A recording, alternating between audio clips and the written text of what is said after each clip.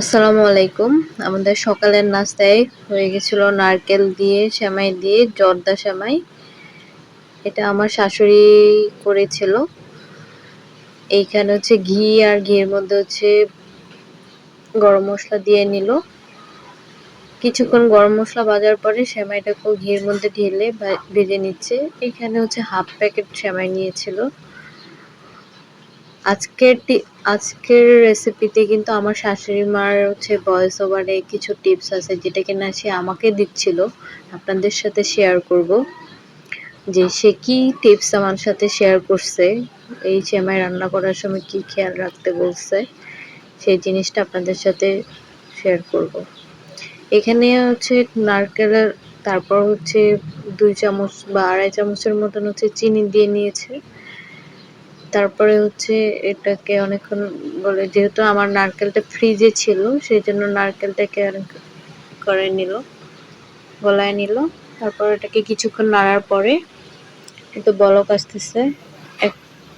শুনে নেন টিপসটা।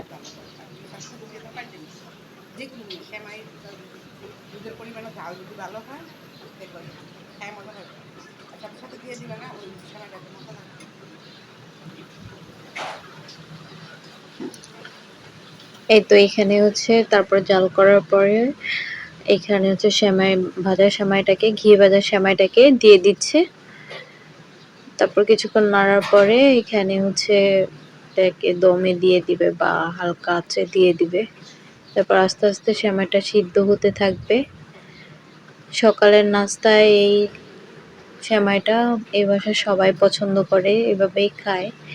আবার হচ্ছে ঈদের সময়ও দেখা যায় যে এইভাবে রান্না করা হয় সেমাইটাকে। অ্যাকচুয়ালি এই বাসায় আমার শ্বশুর বাড়িতে হচ্ছে এই সেমাইটাকে দুধ দিয়ে খাওয়ার থেকে এভাবে নারকেল জর্দা সেমাই করে খাওয়াটাই পছন্দ করে তারা। কিছু কিশমিশ দিয়ে নিচ্ছে।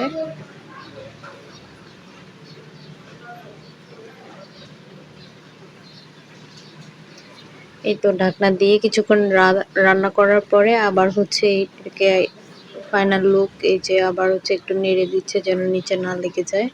প্রায় হয়েই আসছে, তারপরে একটু দমে দিবে।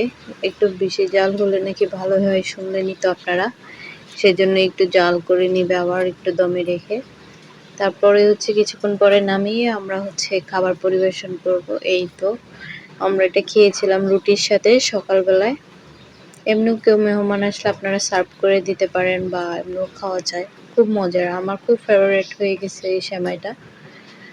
বাসায় ট্রাই করে দেখতে পারেন আপনারা, রুটির সাথে খুব মজা লাগে। সাথে আপনারা এভাবেও খেতে পারেন। রেসিপিটি ভালো লাগলে কমেন্টে জানাবেন। Thank you.